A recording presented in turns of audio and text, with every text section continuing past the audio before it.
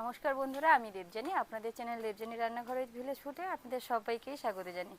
প্রথমে পাতা দিয়েই স্বাগত হলো। পাতাটা নিশ্চয়ই চিনতে পেরেছেন, চিনতে না পারলেও আমি নামটা বলে দেবো, সেটা হলো সজনে পাতা।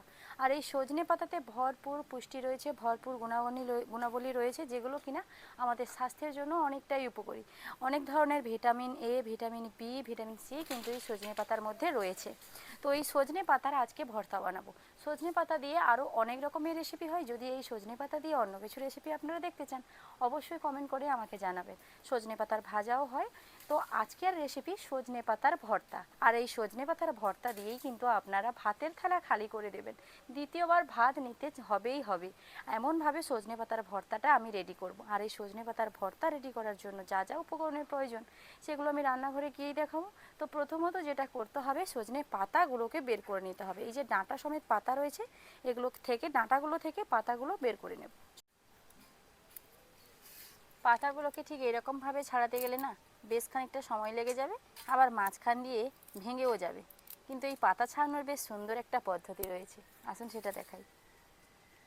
ছাঁদা একটা গামলা নিয়েছি, এরকম ঝাঁঝরি একটা গামলা, তার উপরে ভেতরে ঢুকিয়ে দিয়েছি একটা, এই যে দেখুন খুব সুন্দরভাবে কিন্তু বেরিয়ে আসছে। এই দেখুন, যেটা ভেঙে যাবে আবার একটুখানি এরকম ঢুকিয়ে দিলে পরে হয়ে যাবে। এই যে দেখুন, এইরকমভাবে সবগুলো পাতা আমি বের করে নেব।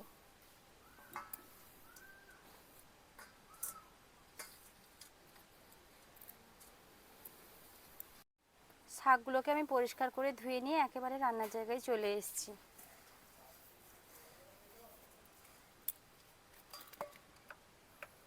এইবার গ্যাসটা অন করে দেব। কড়াইটা ভালোভাবে গরম হয়ে গেছে, এইবার দিয়ে দেব সরিষার তেল। ভর্তা মানে কিন্তু সরিষার তেল।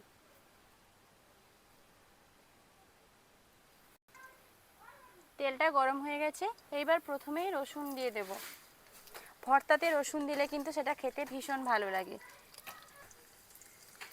রসুনগুলোকে প্রথমে দিয়ে না হালকা ভাজা ভাজা করে নেব, যাতে রসুনের কাঁচা গন্ধটা চলে যায়। যাদের রসুন খেতে ভালো লাগে না, অল্প করে দেবেন, আর যাদের ভালো লাগে একটু বেশি করে দেবেন। এইবার শুকনো লঙ্কা, কাঁচা লঙ্কা মিলেমিশে দিয়ে দেব।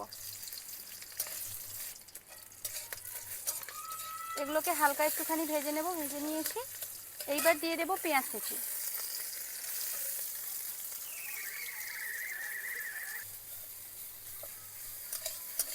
এইবার লঙ্কা, পেঁয়াজ সব কিছু একটুখানি ভাজা ভাজা করে নিচ্ছি। জাস্ট অল্প সময়ের জন্য ভাজা ভাজা করে নিয়েই ধুয়ে রাখা শাকটা দিয়ে দেব।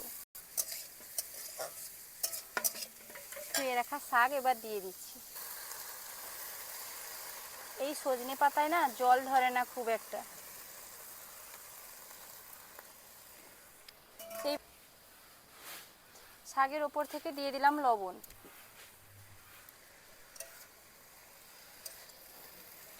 সব কিছুর সঙ্গে শাকটাকেও খুব ভালোভাবে ভাজা ভাজা করে নিতে হবে।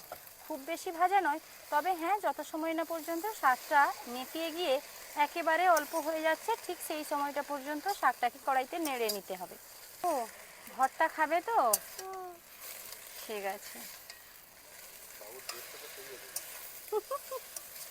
ড্রেসটা একদম মেকআপ হয়েছে না? কালারও মিশে গেছে একদম, জামা প্যান্টের দুটোর কালার।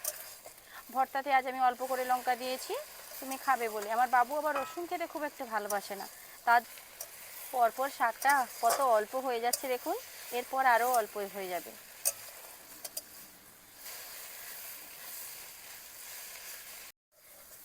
ভর্তা বানানোর জন্য একেবারে রেডি হয়ে গেছে। আর ভাজাটা ঠিক কীরকম হয়েছে দেখুন, ঠিক এই রকমভাবে ভাজার পর কিন্তু ওভেনটা অফ করে দিতে হবে। চলুন এবার ওভেনটা আমি অফ করে দিচ্ছি।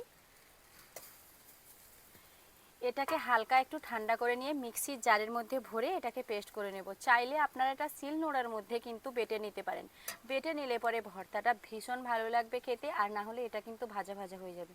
এটা একদম ভর্তার জন্যই রেডি হয়েছে।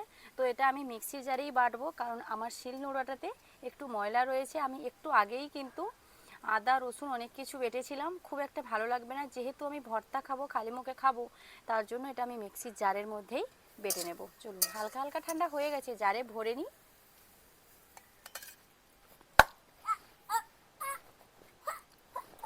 এবার এটাকে ঢাকনা লাগিয়ে পেস্ট করে নিয়ে চলে আসবো।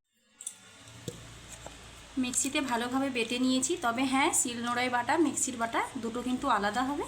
তো এটা একদম রেডি হয়ে গেছে। চাইলে আপনারা ওপর দিয়ে কিন্তু সরিষার তেল দিয়ে দিতে পারেন। আর যে কোনো ভর্তা মানেই গরম গরম ভাতের দরকার। বাবুকে এখানে দিয়ে দিয়েছি থালাতে ভর্তা, এবার বাবু খাবে। গরম গরম সজনে পাতার ভর্তা আর গরম গরম ভাত, খাওয়া দাওয়া একেবারেই জমে যাবে। না বাবু না, ভালো লাগছে, দারুণ লাগছে কিন্তু, বিশেষ করে গরম ভাতের সঙ্গে সজনে পাতার ভর্তার এই রেসিপি আপনাদের কীরকম লাগলো কমেন্ট করে জানাতে ভুলবেন না। দেখা হচ্ছে আবার নতুন কোনো রেসিপি নিয়ে। ততক্ষণ সুস্থ থাকুন, ভালো থাকুন। ভিডিওটা এখানেই শেষ করছি, টাটা। Bye bye.